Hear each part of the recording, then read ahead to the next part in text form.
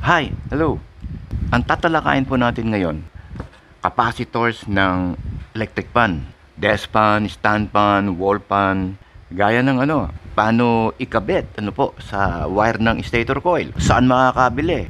Pati pagtitesting kung alin ang good or bad, anong tester ang gagamitin, kung nais nyo matutunan, pang sarili o kaya pang hanap buhay, pwede. So, ano pa hinihintay natin? Simulan na natin to. Di ba? Ngayon na, dito sa video na to.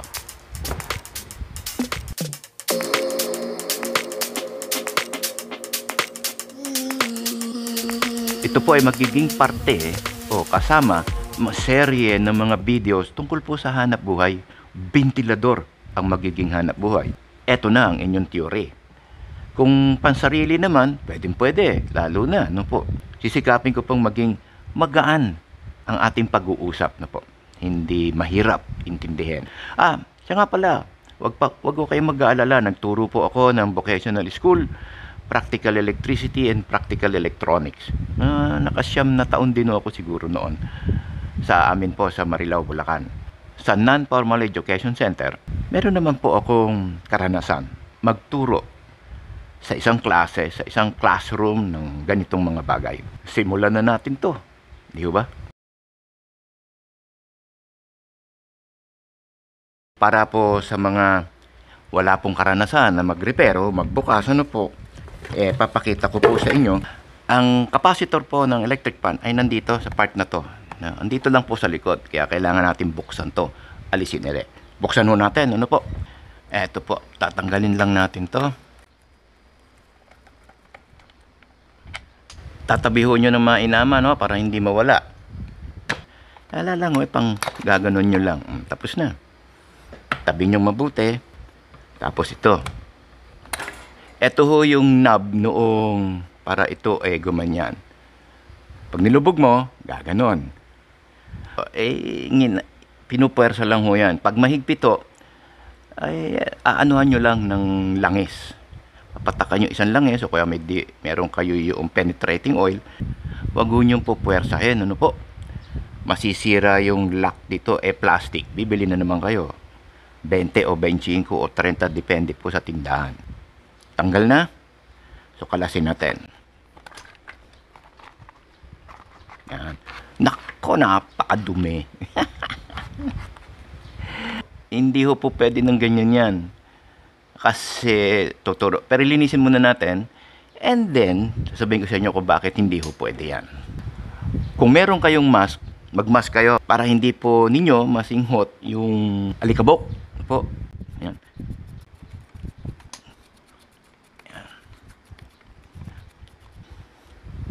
Hindi po pwedeng sabunin tapos babanlawan mo. Hindi po pwede. Ito po, huwag nyong hahayaang barado ng mga cobwebs, mga sapot, alikabok, putik, or anything. Pag umikot po yan, yung pumpwersa ng hangin dito, higop dito, puwersa doon palabas, may papasok din ho dito. Tsaka dito, may papasok din ho na hangin. Alam nyo kung ano purpose nun? Yun po ay ventilasyon nitong stator coil. Nito. Umiinit, pag dumaan ng hangin, nawawalan ng init kahit papaano. At nabiventilate. Kaya importante po na malinis ito, loob at labas. Tatanggalin ko po yung capacitor para makita nyo ng lubusan.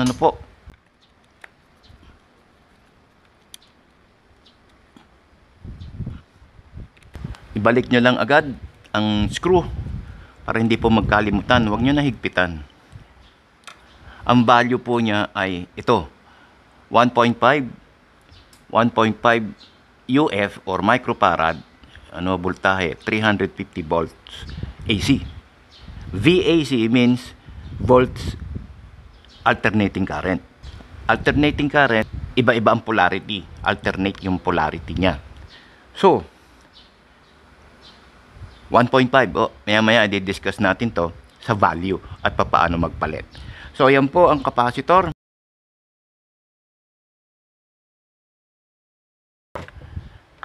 Papakita ko sa inyo kung paano mag-testing nito ng good or bad yung capacitor. Paano malalaman sa pamamagitan po ng tester, multi-tester, China-made, mura YX-360TR. So, ito ang ginagamit ko. Alam nyo ba, sa 40 years ko sa pagre-repair, ito lang ang aking tester. Sa mga ganito. Hindi po ako nag-digital sa ventilador. Dito lang ang kasano po, dito sa may kulay asul. Dito sa side na to. May makikita kayong HFE, ohms, ito yung ohms, tsaka kulay asul ang itsura, ang kulay pala. Well, anyway, dito lang yan, malapit sa pula. Test prod na pula po ang gagamitin natin. Usually, nilalagay ko po ito sa times 1K. Nilagay ko sa times 1K, pero iso-short ninyo, gumana yung tester, kaya lang wala sa zero. Ito po yung zero ohm adjust dito sa side na to. Okay? Wag pong sosobra kasi lalayo ka na sa zero. Wag naman sosobra ding pag ganon, malayo ka rin sa zero. Kailangan nasa zero ka center. Yan. Okay. Zero. So, nasa zero adjust, may deflection, ibig sabihin, good na ang tester. 1K. Bago ko testingin ito, meron po akong babanggitin na kailangan malaman. Di naman nyo kailangan magbasa Noong nasa scale, hindi wala ho yun. Dalawa lang ho yan.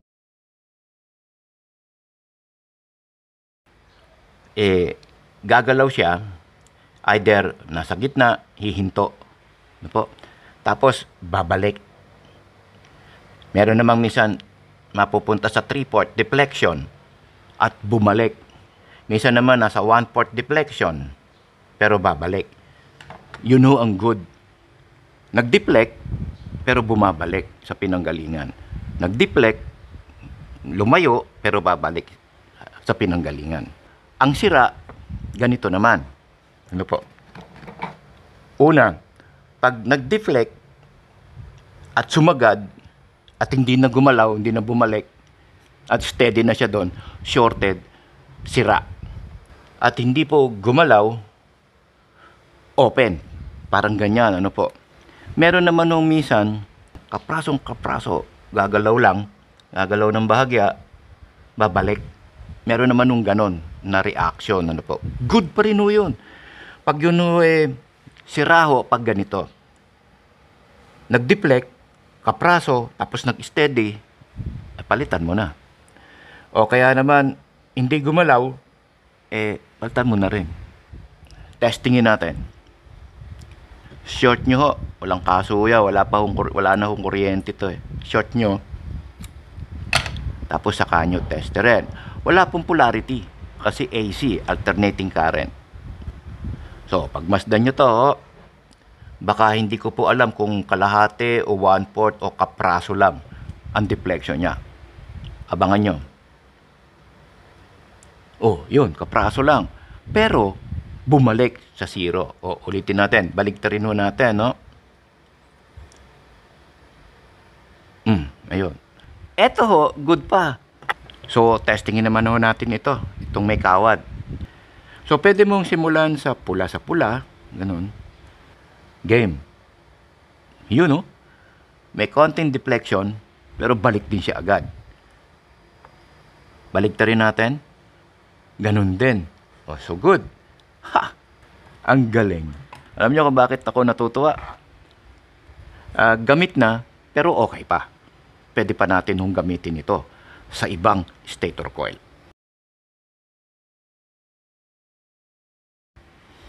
Pag-usapan naman ho natin paano bumili nito. Ang voltahe ho, ito po ay 400 volts. Ito ay 450 VA.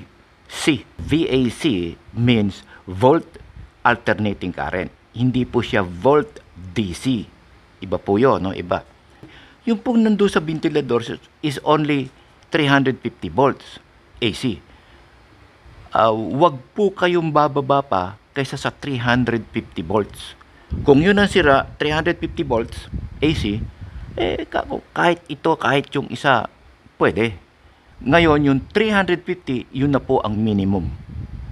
Huwag nang bababa pa sa 350. Huwag po. So, alam nyo na ang voltahe. Pag nagpalit, ano po? Ang limit ng voltahe. Hanggat maaari po, sana huwag nyong papalitan ng iba. Ng 1 microfarad o kaya naman ng 4 microfarad. Huwag po. Pwede to mapalitan ng eksakto. Mas mainam. Mas i-advise ko po sa inyo. Pero kung wala, ang bumabaho sa 1.5 ay yung mga 1.2, 1.3 microfarad. Minimum. Bumaba. Wag ho 1 microfarad. Kung tumaas naman po, wag naman ho yung 2.5 o kaya 3 o kaya 4 microfarad. Tumaas ng todo. Wag po, wag po. Mag-iiba po ang speed, mag-iiba po ang heat na maipoproduce o kaya naman bumagal naman masyado. Ganyan. Please, wag po. Mungkahe, kung makakakita kayo ng mas pareho, edi mas mainam. O kaya pag bibili kayo, dali nyo to. O kaya maglista kayo. Yan. Saan makakabili naman ito? Yan ang magandang kwento. Yan ang magandang tanong. Makakabili lang po tayo ng capacitor sa mga tindahan po ng ventilador spare parts. Marami po yan. Dito lang ho sa amin meron Yung bang tindahan, makikita mo maraming nakadisplay na ventilador. Minsan marami, minsan konti. Ayan ang karsada, ano po, eskaparate. Doon sa loob ng eskaparate, marami doon parts ng ventilador. Kung ano-ano yan. Pwedeng bushing, pwedeng capacitor, pwedeng gears, pwedeng stator coil. Marami po yan. May pang washing machine. Ganun, no. Marami po yan, iba-iba. Dito naman sa Quezon may nakasabit na propeller, may nakasabit na cover, plastic cover sa likod. Drain hose, washing machine, something ganon, ano po. Along the way, sa mga karsada, meron ho yan. Ngayon naman po, ano ang posibleng makikita mo dito kapag ito ay sira? Minsan ho yan, by experience ko po, no? Minsan nakalobo rito yan, may crack yan. Minsan malaki to. Po. Hindi mo na kailangan testerin yon. Pag naiba po ang forma, physical body nito na iba kaysa doon sa bago o sa good, ano po, palitan mo na. Minsan may crack dito, lumabas na yung talagang capacitor sa loob. Minsan naman nandito, may crack din yan dito. Huwag nyo na bulat-latin, sira na ho yun. Huwag nyo nang testerin, sira na rin ho yun. Ganun ho yun. Palitan mo na. Visual examination, hindi mo na kailangan ng tester. Pero pag ganito na buo, kailangan mong testingin. Kailangan mo siyang padaanin sa tester. Okay? Isang tip, ano po? Meron pa. Kung gusto mo talaga mag-repair, mag-subscribe ka kasi marami pang susunod na video to tungkol sa ventilador. Kagaya ng paano i-connect to. Saan yung mga kulay, ano po. Paano bumili nito. Yung kapal, ito, kung ano po. Tapos yung i-discuss din natin yung bushing, tsaka yung shaft, pati yung mga sintomas niya, kung anong sira idudulot nito. Pati po yung oscillation, nagiging problema doon. Pati po yung switches, paano mo susolusyonan kung ang higpit na hindi mo na mapindot. Siyempre papalitan, kung meron pa solusyon, sayang, di ba? So, marami po tayong tatalakayin. Pang-negosyo. At wala na po yung lihim-lihim. Talagang all out na po tayo. Para hindi po kayo malampasan, mag-subscribe po and hit that bell of notifications. Comment below kung anong gusto niyo tanong. And then share this video para na sa ganun marami ang makaalam. Ito naman kung gusto mo lang naman pang sarili, pwede lang din. Mas mainam, alam ninyo, ano po. Kung kailangan mo magnegosyo at nag-iisip ka ng negosyo, pwede kayo, karatula lang katapat nito, pwede na Kikita na kayo. Salamat po sa inyong panonood. Pansamantalang nagpapaalam, pero magkita-kita tayo sa susunod na video. God bless and stay blessed. Sige po. Bye-bye.